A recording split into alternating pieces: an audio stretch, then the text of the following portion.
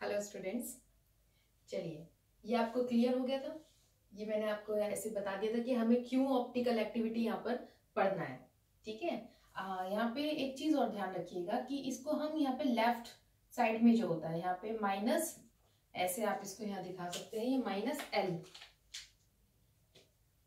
ये आपका minus L, ठीक है, ये आपका प्लस, ये आपका डी, डी फॉर डेक्स्ट्रो और एल से आपका होता है लीगो। चलिए, तो अब इसमें हम दूसरा पढ़ने वाले हैं मॉलिक्यूलर सिमेट्री या एसिमेट्री बोल लीजिए।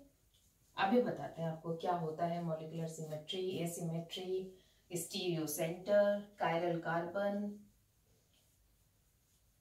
तो हमारे एक साइंटिस्ट थे लुईस पास्चर, उन्होंने ऑब्जर्व किया, Lewis pasture observe that crystal of certain compounds exists in the mirror image, in the form of mirror image।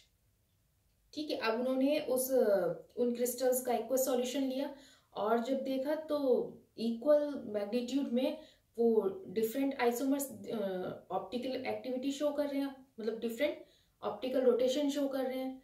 तो वो किस वजह से था? वो इस वजह से था, ये जो कंक्लूजन निकाला कि भाई ठीक है, ये ऑप्टिकल एक्टिव कंपाउंड है और ये अलग अलग ऐसे आइसोमर्स ये दिखा रहे हैं, ये इसका रीजन ये हो सकता है, इसका एक्वस सॉल्यूशन ये जो अलग अलग दिखा रहा है, डिफरेंट क्रिस्टल्स थे कि जो एटम्स है, मॉलिक्यूल की जो अरेंजमेंट है एटम का वो डिफरेंट हो गया, जिसकी वजह से जो ऑप्टिकल रोटेशन है वो अपोजिट हो गया। एक आपके पास डी फॉर्म आ रहा है, डी फॉर्म आ रहा है और एक आपके पास एल फॉर्म आ रहा है।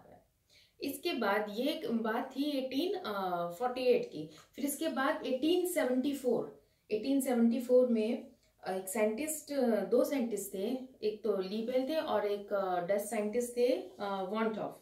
तो उन्होंने ये बताया, डच साइंटिस्ट ने, कि भाई 1874 में कि जैसे कार्बन है, कार्बन की जैसे आप CH4 लीजिए तो टेट्राहेड्रल स्ट्रक्चर होती है, हम जानते हैं, और कार्बन की 4 वैलेंसीज हैं। ठीक है, अगर ये चारों वैलेंसीज उसकी डिफरेंट ग्रुप से अटैच्ड हो तो उस कंपाउंड का जो मिरर इमेज होगी वो उस पर सुपर इम्पोज नहीं होगी। नहीं समझ आया? अभी बताते हैं क्या बात बोली। ये कार्बन है आपके पास, ठीक है, आज मार्कर बड़ी प्रॉब्लम कर रहा है। ये कार्बन है, राइट।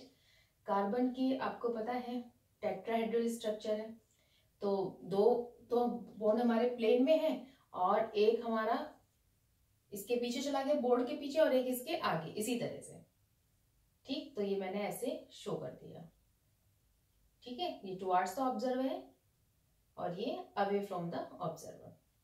अब अगर ABCD, अगर ये सारे एक ही हैं, सपोज यहाँ भी A, यहाँ भी A, यहाँ भी A, यहाँ भी A, जैसे एग्जांपल आप ले लें, अगर CH4 यानी कि कार्बन की चारों वैलेंसी जो है एक ही आपके एटम से फुलफिल होती है या कंप्लीट होती है, तब ये ऑप्टिकल एक्टिविटी नहीं कहेंगे, अभी हम इसका जिक्र नहीं कर रहे, तब ये आपका स्टीरियो सेंटर नहीं कहलाता और इसमें सिमेट्री होती है और इसका जो मिरर इमेज होता है वो इसके ऊपर सुपर इम्पोज होगा। आप कहोगे कि मैम ये बार बार सुपर इम्पोज, ये क्या चीज आप बोले जा रही हो? अभी बताते हैं क्या बोल रहे हैं, पहले इसको देख लीजिए। तो मैंने ये बोला कि अगर ये डिफरेंट है, मैंने यहाँ पे इसका मिरर इमेज लेना चाहा।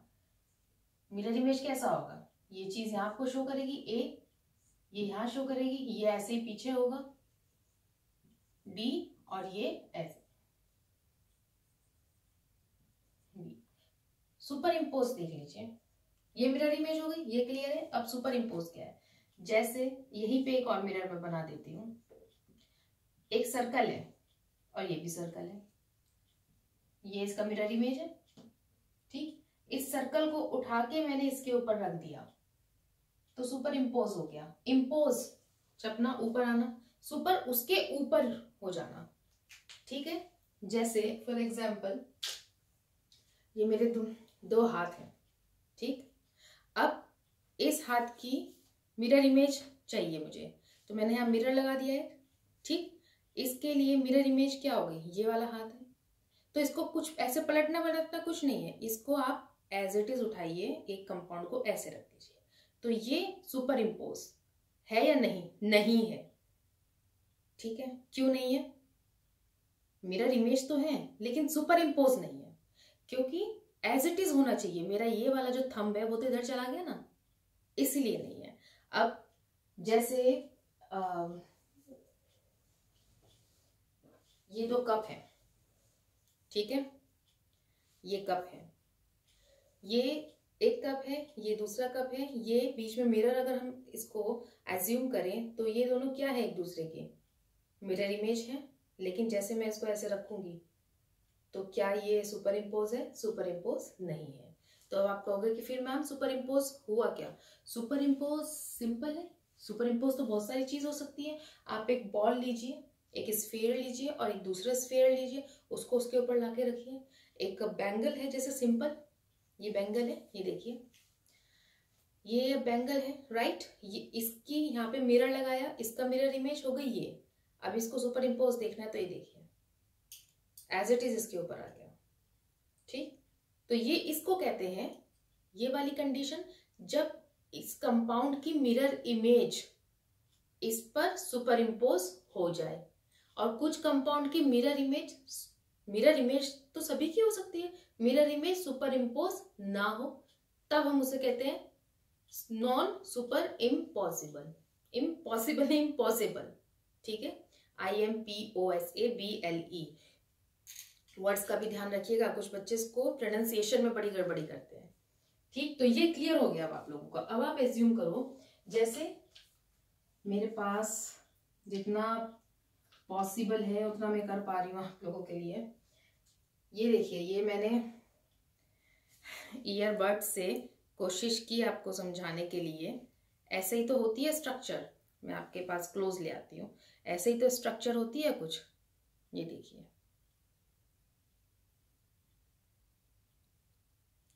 ऐसे होगी, है ना, इस तरह से।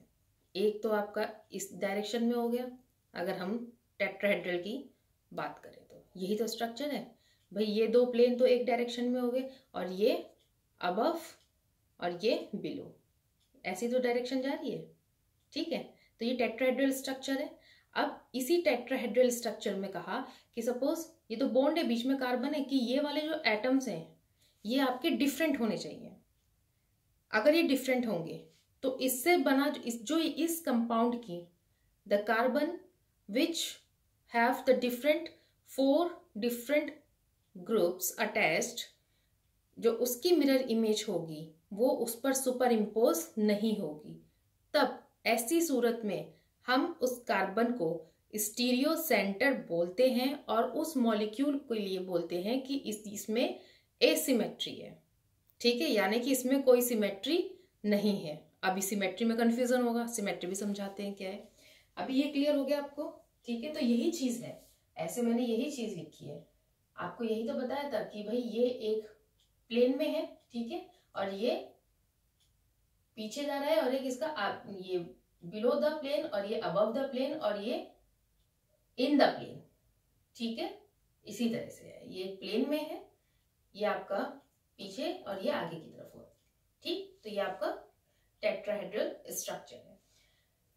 अब आप एज्यूम करो इसको उठा करके इस पर, पॉसिबल ही नहीं है। हाँ, अगर ये एक ही एटम होता, अगर ये सेम हो जाते, तब वो आपका सुपर इम्पोज हो जाता।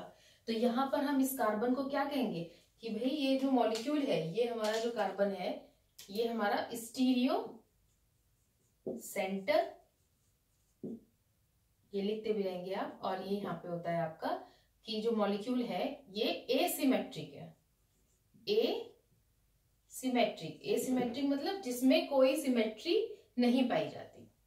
ठीक है, अब सिमेट्री मैं समझाऊंगी।